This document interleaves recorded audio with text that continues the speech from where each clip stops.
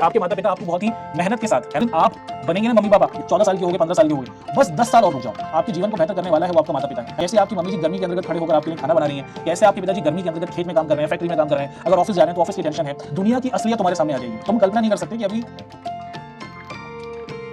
अभिजीत कुमार यादव जी हैं बेटा, हम पूरी कोशिश करेंगे कि आप अगली क्लास के अंतर्गत शामिल ना हो।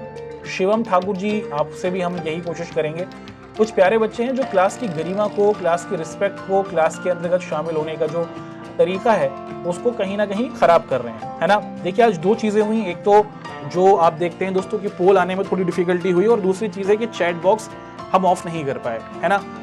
ये एक अच्छी बात नहीं है। देखिए आपके माता पिता आपको बहुत ही मेहनत के साथ, है ना, आपके लिए बहुत ही मेहनत कर रहे हैं। आपकी मम्मी पापा, आपको पता भी नहीं है। जिस दिन आप बनेंगे ना मम्मी पापा, या फिर ज्यादा से ज्यादा 8 साल और रुक जाओ, दुनिया की असलियत तुम्हारे सामने आ जाएगी। तुम कल्पना नहीं कर सकते कि अभी ये दुनिया कैसी है दोस्तों, है ना। आपको यकीन नहीं होगा, दुनिया के अंतर्गत आपके जितने दोस्त हुए, दुनिया के अंतर्गत आपके जितने भाई बहन हुए, ये सभी होते हैं, लेकिन जो वास्तविक, है ना, आपके पिताजी कैसे गर्मी के अंतर्गत बाहर जा रहे हैं, गाड़ियों में जा रहे हैं दोस्तों, तो रोड पर इतनी गर्मी है, किसके लिए कर रहे हैं वो? आपके लिए कर रहे हैं ना, अपने लिए तो नहीं कर रहे ना। उन्होंने अपनी ख्वाहिशों को दबा दिया है, उन्होंने अपनी जिम्मेदारियों को लिया है। वो खुद जो करना चाहते थे उसको भुला बैठे हैं। वो आपको वो कराना चाहते हैं, वो आपको ऐसा बनते हुए देखना चाहते हैं जिससे वो गौरवान्वित हो सकें।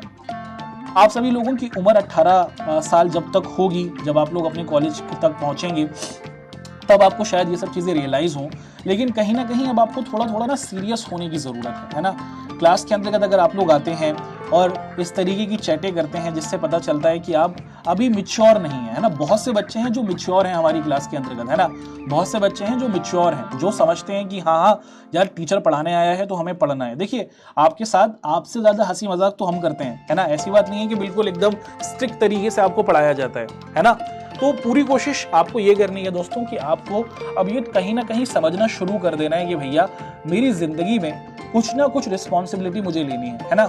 जब लास्ट ईयर हमने अपना सेशन किया था उड़ान के, जो हमारे 2024 के बच्चे थे, उनमें भी अधिकतर जो बच्चे थे ना, उनके अंदर भी कुछ इसी तरीके की सोच थी। शुरुआत में आप तो थोड़े अच्छे हैं, वो थोड़े और नॉटी थे जो उड़ान 2024 के बच्चे हैं। जैसे जैसे समय गुजरता चला गया दोस्तों, आप कल्पना नहीं कर सकते वो इतने ज्यादा सीरियस हो गए, और भारत के अलग अलग इलाकों से, राजस्थान से, बिहार से, यूपी से, झारखंड से, दिल्ली से, पंजाब से, छत्तीसगढ़ से, मध्य प्रदेश से, हर एक इलाके से हमारे बच्चे जुड़े हुए थे। अधिकतर मिडिल क्लास थे। हिंदी मीडियम के अंदर अधिकतर मिडिल क्लास का बच्चा होता है। उन सभी बच्चों ने बहुत अच्छी मेहनत करी, 95% नंबर को वो लेकर आए, और उन लोगों ने कहीं ना कहीं अपने माता पिता को एक हंसी का वो पल दिया, है ना। आपको किस लिए जीना है दोस्तों? आपको बस इस चीज के लिए जीना है कि भैया जब 1 साल के बाद रिजल्ट आएगा ना, तो मेरा ना नाम पेपर के अंदर आना चाहिए, मेरा भी ना जो इंटरव्यू है वो यूट्यूब पर आना चाहिए, मेरे भी घर के बाहर ना न्यूज रिपोर्टर्स खड़े होने चाहिए। चंपाकली तुमने पढ़ाई कैसे करी बताओ चंपाकली। तो चंपाकली कहे मैं पढ़ाई करी अच्छे तरीके से, मैं अपना सारा का सारा श्रेय अपनी मम्मी को और पापा को देना चाहती हूँ। वो जो फीलिंग होगी ना, आप उसकी कल्पना नहीं कर सकते। उस चीज के लिए आपको मेहनत करनी है ना। जिन बच्चों का ये कहना है कि सर मोटिवेशन नहीं आती है, जिन बच्चों का ये कहना है कि सर जिंदगी के अंतर्गत हमारा पढ़ाई में ध्यान नहीं रहता है, ये सभी बहानेबाजी है दोस्तों। सच असलियत में अगर देखा जाए तो, है ना। अगर आप ये देखते हैं कि आपकी मम्मी हार्ड वर्किंग है, जो सभी की मम्मी है, अगर आप ये देखते हैं कि आपके पिताजी बहुत ज्यादा हार्ड वर्किंग है, तो फिर जो मोटिवेशन है वो आपको किसी टीचर से लेने की जरूरत नहीं होगी, किसी मोटिवेशन स्पीकर से लेने की जरूरत नहीं होगी, है ना।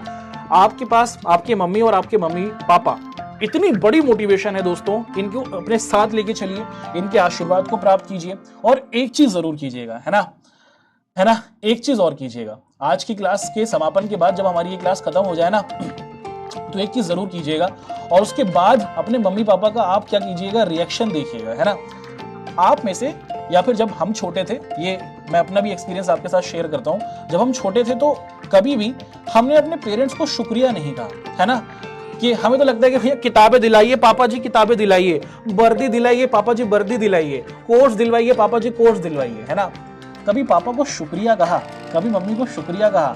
बर्थडे वाले दिन तो कह देते होगे जब उन्होंने कुछ सामान दिलवा दिया, कभी रियलिटी में, है ना, कभी आपने अपनी मम्मी या पापा को शुक्रिया कहा नहीं कहा, है ना। हम लोग बहुत सेल्फिश हैं दोस्तों। एज अ किड अगर हम लोग देखें ऐसे बच्चों के तौर पर हम लोग बहुत सेल्फिश हैं। आज जब हमारी क्लास खत्म हो ना, एक चीज जरूर कीजिएगा, पढ़ाई तो आप करते ही हैं, हमें पूरी उम्मीद है। क्लास खत्म हो जाने के बाद अपनी मम्मी के पास जाइए और कहिए कि मम्मी थैंक यू मम्मी, आप बहुत कुछ करती हैं मम्मी मेरे लिए, है ना।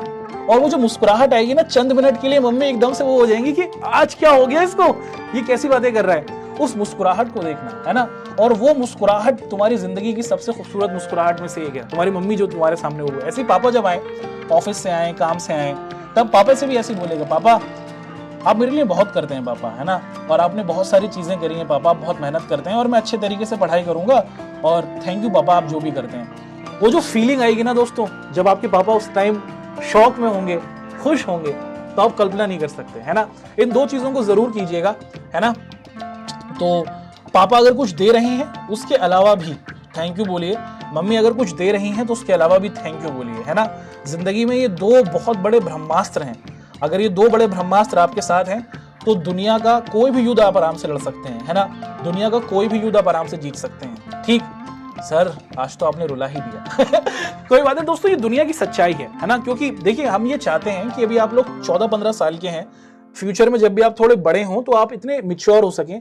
और पीडब्ल्यू प्लेटफॉर्म हमेशा से अपने बच्चों को सिर्फ पढ़ाई के अंतर्गत आगे बढ़ाने की कोशिश नहीं करता, वो आपको एक ऐसा इंसान बनाने की कोशिश करता है, या फिर एक ऐसा भारतीय बनाने की कोशिश करता है जो पूरे तौर पर समाज में एक ऐसा प्रतिबिंब दिखाए जिसमें सबको साथ लेकर आगे बढ़ सके, है ना। तो जरूर कीजिएगा दोस्तों, है ना। और जब मंडे को क्लास होगी ना तो अपन उसका रिस्पांस पूछेगा आपसे, है ना, कि मम्मी का रिएक्शन कैसा था, पापा का रिएक्शन कैसा था, मम्मी ने क्या बोला, पापा ने क्या बोला। जब हमने हमारे टीचर ने हमें बताया था, जब हम स्कूल में पढ़ते थे, तो जब हम कॉलेज में गए थे तो हमारे टीचर ने हमें बताया था, हमने कभी कहा ही नहीं यार। तो उसके बाद जब घर पे जाके बोला मम्मी को पापा को, तो एक अलग तरीके की जो मुस्कुराहट आई थी, उसको बता नहीं सकते, है ना।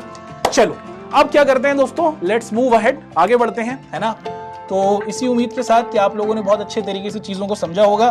2-3 चीजें हमें करनी है, हमें पढ़ाई सीरियसनेस के साथ करनी है, हमें अपने टाइम टेबल को बना के रखना है, और हमें खुद के लिए और अपने पेरेंट्स के लिए पढ़ना है ना।